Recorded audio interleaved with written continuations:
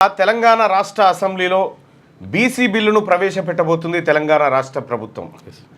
42% reservation విద్యా ఉద్యోగ స్థానిక సంస్థల ఎన్నికల్లో 42% వాటాను బీసీలకు ఇవ్వడం కోసం తెలంగాణ రాష్ట్ర ప్రభుత్వం బిల్లును ప్రవేశపెట్టబోతా ఉంది.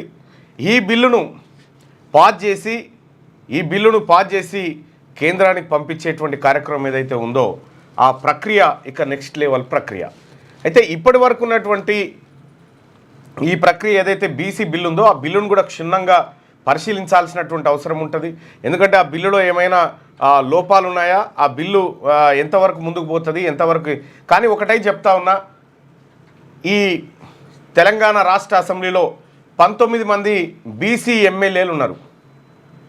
ఆ బీసీ ఎమ్మెల్యేలకు రిక్వెస్ట్ చేస్తూ ఉన్నా, మీరు ఏ పార్టీ అయినా ఉండొచ్చు, ఎక్కడైనా ఉండొచ్చు, బీసీ బిల్లు వచ్చినప్పుడు ఖచ్చితంగా మీరు ఈ వర్గాల కోసం మాట్లాడండి.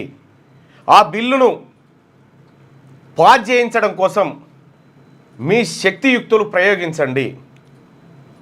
ఎందుకంటే ఎస్సీ వర్గీకరణ బిల్లు వచ్చినప్పుడు మన ఎస్సీ సోదరులంతా ఎట్లయితే ఆ బిల్లును వర్గీకరణ అంశాన్ని చర్చించే విషయంలో ఎంత ఉత్సాహంతో ఉన్నారో, బీసీలారా రాక అవకాశం వచ్చింది, దండం పెట్టి చెప్తా ఉన్నా, ఆయన ఏమనుకుంటాడో ఈయనేమనుకుంటాడో అని కాకుండా మీ ప్రజలు, మనల్ని నమ్ముకున్న ప్రజలు, మనని నమ్ముకున్నటువంటి బీసీ ప్రజల తరఫున ఒక్కరోజైనా మాట్లాడండి దయచేసి. ఎందుకంటే ఈ అవకాశం చాలా అరుదుగా వచ్చేటువంటి అవకాశం, కొన్ని దశాబ్దాల తర్వాత వచ్చినటువంటి అవకాశం.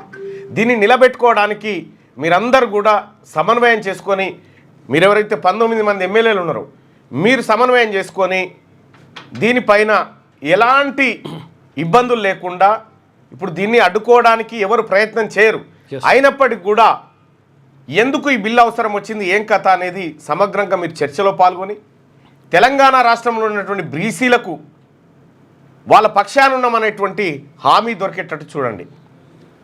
ఇక మండలిలో నేను ఖచ్చితంగా ఆ బిల్లు పాస్ అయ్యే విధంగా నా వంతు ప్రయత్నం చేస్తా. మిగతా బీసీ సభ్యులు కూడా ఉన్నారు, వాళ్ళు కూడా మాట్లాడతారు ఖచ్చితంగా. కానీ ఒక్కసారి గుర్తుపెట్టుకోండి, బీసీ ప్రజాప్రతినిధులమైనటువంటి మన జాతులకు, మన తల్లి కోసం ఒక్కసారి మనం మాట్లాడాల్సినటువంటి సందర్భం అయితే ఉంది. మనం బయట ఎన్ని మాట్లాడుకున్నా కూడా అల్టిమేట్గా సభలో ఏం మాట్లాడుతూ ఉన్నాం, సభలో ఈ వర్గాల కోసం ఏం చేస్తూ ఉన్నాం అనేదే లెక్కల్లో ఉంటుంది. తెలంగాణ రాష్ట్ర ప్రభుత్వానికి కూడా రిక్వెస్ట్ చేస్తూ ఉన్నా, ఈ బిల్లుకు ఎలాంటి ఆటంకం లేకుండా విపక్షాల నుంచి కానీ భారతీయ జనతా పార్టీ సభ్యుల నుంచి కానీ ఎలాంటి ఆటంకం లేకుండా ఈ బిల్లు పాస్ కావాలి. కానీ ఒకటైతే చెప్తా ఉన్నాం, ఈ బిల్లును ఎవరైనా వ్యతిరేకించినా, ఈ బిల్లును తప్పుదోవ పట్టించాలని చూసినటువంటి వాళ్ళు ఎవరైతే ఉన్నారో ప్రజాక్షేత్రంలో ఖచ్చితంగా మీరు ఇబ్బందులు ఎదుర్కొంటారు. పని అవుతుంది. అందుకోసమే 42% రిజర్వేషన్ ఇస్తామని రాహుల్ గాంధీ గారు కామారెడ్డి బీసీ డిక్లరేషన్లో ప్రకటించాడు.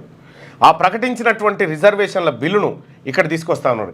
ఎస్, కులగణన విషయంలో తప్పులు జరిగినాయి, దాన్ని ఎత్తి చూపించినాం, దోషిగా నిలబెట్టినాం, అయిపోయింది అది. కానీ ప్రభుత్వం 42% అనేటువంటి మాట మీద వస్తూ ఉంది కాబట్టి ఆ మాటను మనం గౌరవించుకోవాలి. ఇప్పుడు 42% అనేది ఫైనల్ కాదు, బీసీలకు వాళ్ళకు దక్కాల్సిన వాటా అతి భారీగా దక్కాలి. కానీ ఫస్ట్ మనం ఎప్పుడైతే మండల కమిషన్ ఇచ్చినటువంటి నివేదిక ఆధారంగా 27% రిజర్వేషన్ తీసుకున్నాము, ఇప్పుడు కూడా 42 తీసుకొని మళ్ళొక దానికోసం మనం పోరాటం చేయాల్సినటువంటి అవసరం ఉంటుంది.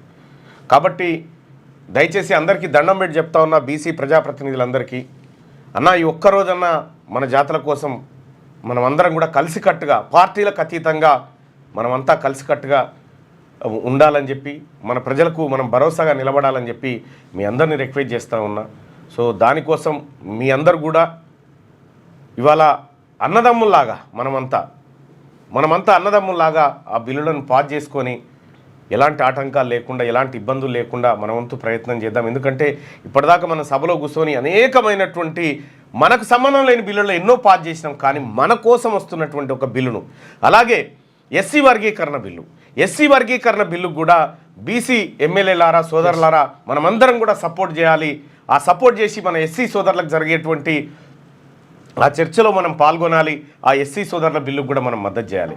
అలాగే ఎస్సీ సోదరులకు కూడా రిక్వెస్ట్ చేస్తూ ఉన్నా, బీసీ బిల్లు పెట్టేటువంటి సమయంలో మీ సంఘీభావాన్ని తెలియజేసి బీసీలకు మద్దతుగా నిలబడాల్సిందిగా మీ అందరికీ చేతులు జోడించి మరీ నమస్కరించి తెలియజేస్తూ ఉన్నా. ఇవాళ అసెంబ్లీలో అత్యంత కీలకమైనటువంటి రోజు.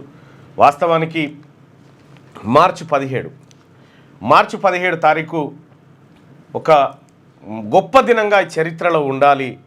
దానికోసం రాష్ట్ర ప్రభుత్వం కూడా అంతే గొప్పగా ప్రయత్నం చేయాలి అని చెప్పి రిక్వెస్ట్ చేస్తూ ఉన్నా.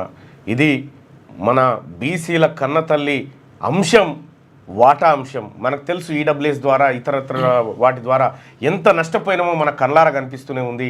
ఈ అవకాశాన్ని చేజార్చుకోకుండా దీన్ని సద్వినియోగం చేసుకుందామని చెప్పి అందరికీ రిక్వెస్ట్ చేస్తూ ఉన్నా. క్యూ న్యూస్లో పనిచేయటకు వీడియో ఎడిటింగ్ మరియు ఎస్ఈఓలో అనుభవం గల జూనియర్ ఎడిటర్స్ కావాలను. సంప్రదించవలసిన నెంబర్ 8688926084. లేటెస్ట్ న్యూస్ తెలుగు మరియు ఇంగ్లీష్ అప్డేట్స్ కోసం ఇప్పుడే క్యూ న్యూస్ అఫీషియల్ యాప్ ని ప్లే స్టోర్ నుండి డౌన్లోడ్ చేసుకోండి. సరికొత్త సమాచారాల కోసం క్యూ న్యూస్ వెబ్సైట్ ని ఫాలో అవ్వండి. ఛానల్లో ప్రాంతీయ, జాతీయ, అంతర్జాతీయ వార్తలు వీక్షించండి. లైక్ చేయండి.